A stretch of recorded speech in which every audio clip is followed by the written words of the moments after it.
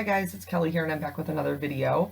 This time I'm actually guesting. I'm a friend of My Favorite Things for their September release, and I'm using the Floral Focus stamp and die and then also the Biddy Thanks and Gratitude, but you're not actually going to see that I used it on the inside of the card. I thought I was going to use it on the front and that didn't happen. So usually I stamp first and then die cut, but because this die isn't open, it would be next to impossible to line up the die with the stamping. So I actually die cut first, and then I have a little bit of temporary adhesive on my MISTI, like on the foam pad, to hold my die cut in place. Now, because they are good quality photopolymer stamps, they are a little bit sticky, so I had to kind of put my fingers in between. I'm going to be doing some no line coloring, so I'm using the Fade Out ink from Ink on 3. I have tried this before and struggled a little bit, so we're giving that another go round. I ended up stamping it 2 times. So I stamped it down once, and it is a very light ink, which is the purpose for no line coloring, but it was almost a little too light because I was just, there's a lot going on in this stamp that I was nervous I wasn't going to be able to see the lines. And you know, normally my outline, my bold black lines are my little security blanket. So I was nervous I wasn't going to be able to see the lines. So I did stamp it twice. This ultimately in the end did not affect the coloring. It still is very much no line coloring, but I just wanted to let you know that's what I did. So we're just going to get right into the coloring because at this point I had no idea what I was going to do for a background. These are clearly magnolias in this Floral Focus, so I opted to go with darker pink magnolias. I usually color when I'm doing, like when I'm just regular black outline images. If I'm doing a flower, I usually add all of my lightest shading at one time. This is me mapping out where my shadows are going to be. I choose to use my lightest color because I'm heavy-handed with my darks, but also because it's easy to cover up if I make a mistake. That's how I colored this flower and the one next to it, but I'm only going to show you this one because it's already a long video, but I found that it was a little bit difficult for me to maintain my lines, especially when I got to the point where 2 petals met, because that's where you're going to have, your darkest shadows, where 2 objects meet, or where one lays on top of another. And with flowers, you got a lot of both going on. So I did struggle a little bit to maintain those lines and where I should be adding my shading.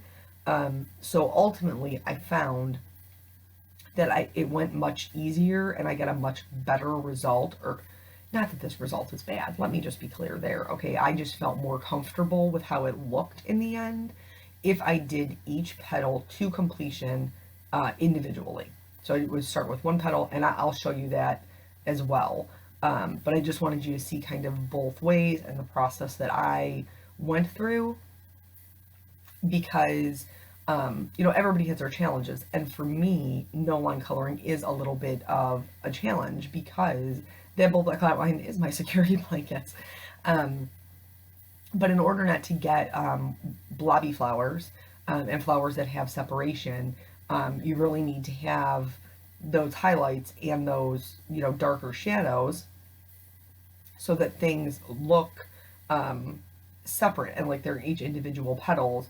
And that was much harder for me to maintain doing it all at one time. That may not be the case for you, but it was for me. So if you are like me and you're struggling a little bit with keeping that separation, and your flowers are looking a little bit blobby when you try no line coloring, maybe try doing each individual petal by itself before you move on to the next one. So here, the one you watched me color, and then the next 2, the large one and the little bud, I did all at one time. The one that's to the left here, I did each individual petal. It was much more time consuming, I'm not gonna lie to you, okay? But I enjoy coloring, so is that a huge deal? Not really, but it's just not what I'm used to. So, I mean, there was a little bit of adjustment there, but I just felt much more, I felt like the flower looked much better, and I had better highlights and shadows, and everything was kind of separated so that it looked like a real flower. um, and the way that the illustrator drew it. It looked, the way that it was supposed to. Now, I have very minimal shadows and highlights. When you're coloring, your majority of your colors should be, for me, because I use 4 colors, my 2 midtones. And then with magnolias, they have a lot of petals that curl over each other. So that's another thing to just be aware of. For some of them, I, did an RV02 and an 04. If they were wider, like they came over much more, there are some of them where I did go all the way out to, the RV69. You'll just have to gauge it and see, how large those particular curls are and what makes sense, for your shading. So, yeah, pretty much the whole thing. I don't know, what did it take me? It probably took me, I don't know, maybe about an hour, which I suppose is really not that much longer. Like the card making process wasn't that much longer because, normally I'm doing like scene cards and masking and all that stuff, but because I already had this die cut, which I have to tell you, I really, really like this die cut. It cuts out all the little spaces in between, and I'm a big fan of that. The white outline on this particular stamp is very, very minimal, which I prefer because I normally, fussy cut and all of that. Here, this petal's gonna look weird, and you're gonna be like, Kelly, what are you doing? Why are you adding shading in the middle of that petal and not at the bottom? It looks strange, and you would be correct. But the reason is because this is where the center of the flower is, and there is a center drawn in here, and I wanted that to be. Well, I'm going to color it with yellows, but by the end of it, it's going to look more orange because it blends in with the pink. But that is why I'm not taking the darkest shading all the way down. I want room for that yellow to be so that the flowers do have a center and it doesn't look weird or strange, because most flowers, do have a center that's a different color, whether it's yellow or yellow-green or, like a blackish purple. Anemones have that one, and so do Lazy Susans. So whichever it is, but that's why I didn't take the shading all the way down. I was leaving room to add in those yellows.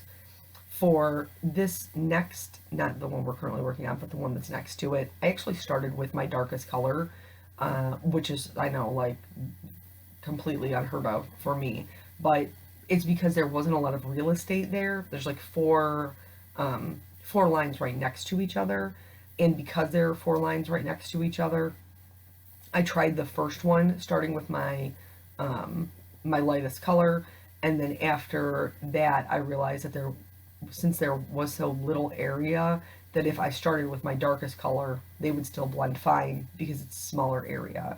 It's much more difficult to blend in larger areas, which I'm sure you guys know from practicing. But so just so you're aware, so you're not like, well, wait, she always says lightest to darkest, darkest to lightest. Why is she starting with her darkest? That's why, because the area was so small, and I wanted to make sure that my markers didn't bleed into the next one, so I wasn't oversaturating it with ink. So there's that. So I probably sound maybe not so much like myself, and maybe a little bit sniffly, because as I'm doing this, it's 6:40 in the morning. I was going to do this voiceover when I got home from work, but I ended up getting up a little bit earlier for work because we have brought Emma home, which is awesome, but also puppies. So if you have raised puppies, the bathroom breaks and the crate training and all of that stuff is a lot of work. And this puppy is really no different. She is a super sweet little angel, but she is still a puppy. So she can't hold it as long, and we have to do lots of bathroom breaks so we don't have accidents in the house. So as I'm doing this, she's currently in her crate, which has not been... I got Molly when she was 4 months. And if you've been around for a while, you know Molly was also a rescue. It was just a little bit different kind because I brought her home from the police station. But she was not... Molly was never a crier. Molly's really never made a big deal about anything in her life. um, but so she was crate trained until she was potty trained, and she was through the chewing stage that puppies have. And then Molly's pretty much had the run of the house. And that's what I intend to do with Emma. But we have to, get to that point, which will probably be a couple of months from now.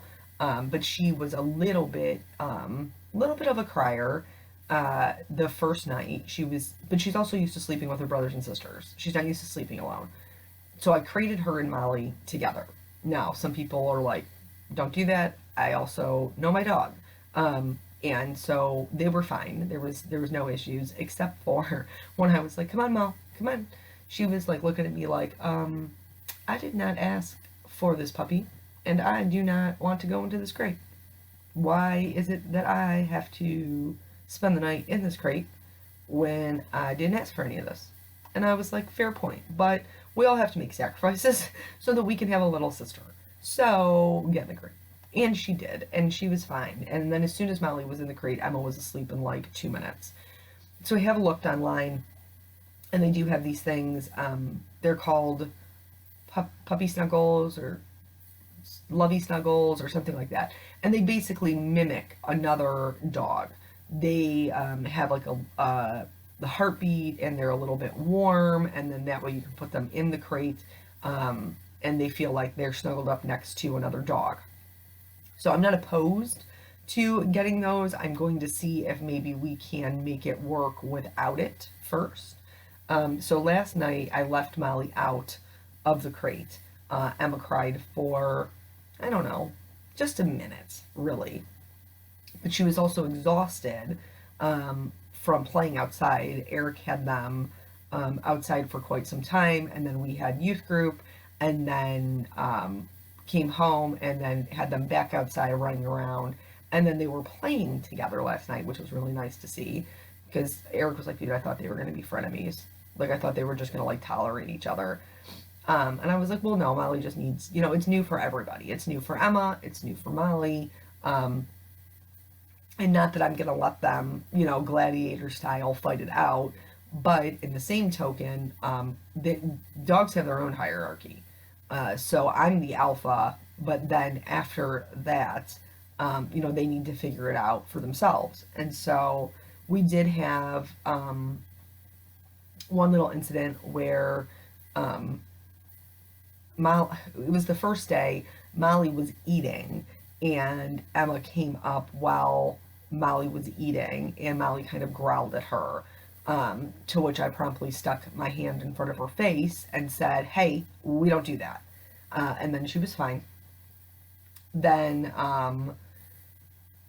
Emma tried to take her toy. That's what it was. Emma tried to take her toy. Molly barked at her, and Eric was like, this is gonna end badly. And I was like, it's fine. Like, Emma has to learn. Like, you don't take toys out of other people's mouths. I was like, what if you had something in your hand and I walked by and snatched it? Like, even people don't do that. So, like, she just has to learn that's not okay. But then last night, with the same toy, it's a big long dinosaur. It's like a big long dinosaur neck. Molly was, chewing on one end of the dinosaur tushy, and Emma was chewing on the other end of the dinosaur neck, and they were fine. So they just need to, kind of feel each other out and figure out, what they're doing. Molly's just, wants her to know that she's still boss. That's all. And so it's nice to see them play together and cuddle together. It's super cute. She's adorable. So the pink flowers are done. Moving on to the next thing. There's little teeny tiny flowers in this bouquet, little blue ones. And so I am going to go back to doing them all at the same time, but only because they don't touch. The flowers' petals are separate with from each other. They're connected by the center. So I'm just going to start with my darkest color, because again, we don't have a lot of real estate here. So, and I'm only using 3 colors for this particular part of the flower, because they're all splayed out. There's another one that's more like a bud. That one I will go all the way out to the lightest color, which is the B00. For the larger ones here that are more open, more like the bloom's more open, I only went out to a B02. because it wasn't as important to make sure that I had such a light highlight, and they're very tiny. So that's, no big deal. And then I'm just filling in the centers with a YO2, which is one of the colors that I also use for the magnolias. So yeah, it's been wonderful having her home. It is a lot of work, but puppies always are. However, it's worth it. So like, you make your investment, when they're young, and go through all the crying, potty training, chewing, all of that stuff. And then, by the time they're 4 or 5 months, you have a very good, well-trained, loving companion that fills out your family.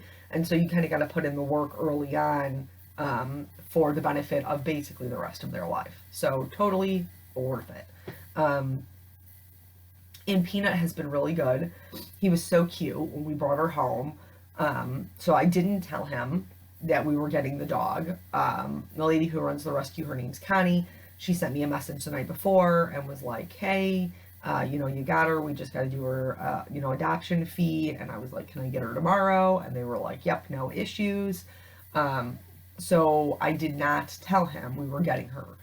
So I took him to my parents for about an hour so I could go get all of the things that I did not have yet, like her food bowl and stuff like that, because I had not purchased that. Now, there were things that I had in the house, like I had Molly's old crate, which, I washed and set up and stuff like that, because I knew we were going to get a dog. I just didn't know if she was going to be it. And so, but there were other things that I didn't get. I went and got her name tag. I got them matching ones, which I think is adorable. And then, so I got all that stuff, and then I went back and picked up Peanut, and I was like, come on, I got a surprise for you. And he was like, I think I know what it is. And I said, you do? And he goes, yeah, I think I do. I said, what do you think it is? And he said, I think we're going to get the dog. And I said, well, you'll have to wait and see. So we get there, he's super excited, he's, jumping around, and they brought her out, and, we did all of our things, had our discussion, me and the rescue. And, then we went to get in the car, and so Nathan got in his seat, we got him all buckled in, and then he wanted to hold her on the way home. And as we're pulling out of the parking lot, he says to her, you're coming home with me, you're mine now, which is adorable. And then he's been very attentive to her so far. Yesterday before school, she needed to go outside and go potty, so he, took her out on the leash so that she could go to the bathroom. And so he's been really good. It's also, going to teach him some responsibility. I am not so silly as to believe that I will, he's going to take care of this dog himself. That's ridiculous. First of all, part of the time he's at his dad's house. Second of all, he's just too little for that much responsibility. But what he can do, he will do, because he is, he's the one who asked for this dog. Now, of course, I wanted another dog. Why wouldn't I want another dog? Dogs are amazing. But, so he'll be doing that and learning some responsibility that way. What else has been going on? Oh, Jeff died. Oh, did I tell you Nike died? I can't remember. Dude, this fish saga is for real. Like, I cannot even tell you how many people Instagram messaged me, and they were like, I watch for your fish updates because they are hysterical. I can't believe how many are dying. And I also, people cannot believe how many are dying. I'm going to be real with you. I am shocked at the rate of death in which these fish have gone to be with Jesus. But nonetheless, so I had a birthday weekend, which if you watch Instagram, you know all about, and that's a totally separate story.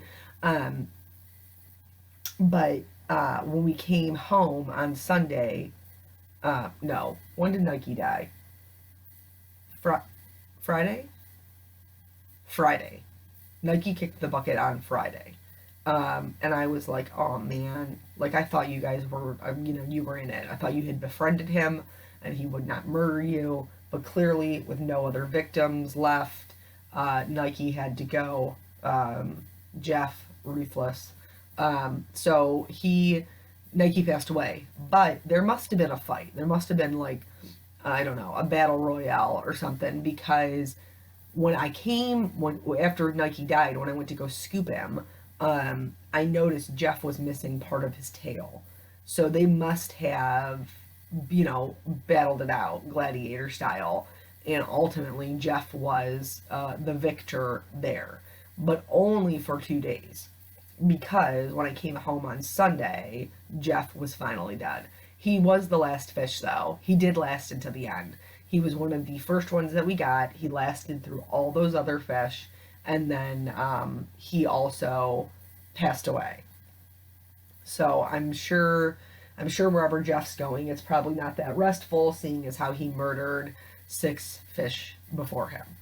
But anyway, so I'm doing some Distress Oxide background, just doing a quick little gradient in the same colors that I did the leaves and small flowers in. And I'm going to go over that twice until I get a good blend. I'm also being world's laziest crafter here. I wanted to do paint spatters, but instead of like getting the ink pad and smushing it on the stamping mat I'm using, I just used the leftovers from me ink blending. I'm gonna have to wipe them up anyway, right? So I might as well just go ahead and use them up. So I added some spatters there, just because with oxides I really love the way that one color kind of lays on top of another. And then if you know me, you know we're also going to do the perfect pearls. These bind with water, so once I add a couple of droplets of water to them and then spatter that on the background, they're not going to go anywhere at all. And then that's pretty much it. That's for the background. For the sentiment, my intention was to use the itty bitty green with one of the like cursive sentiments that are in with the Floral Focus. And so this says sending love. And then I was going to do, one of the ones that's like, so thankful for you, or can't thank you enough, or there's just a lot of good thank you sentiments in that set. But because of the way that I did the card, and I didn't want to cover up a bunch of the flowers because no line colorings for real, yo. I ended up stamping the sending love on the outside, and then I used the bitty greetings on the inside because I actually do have plans to send this one at some point. So I put a bunch of foam tape on the back of my die cut, and then I'm going to just adhere that on the left hand side. They make it super simple to kind of line up those stems, so you don't have to do any of the work. It's already one piece. Sorry, allergies are acting up. It is what it is.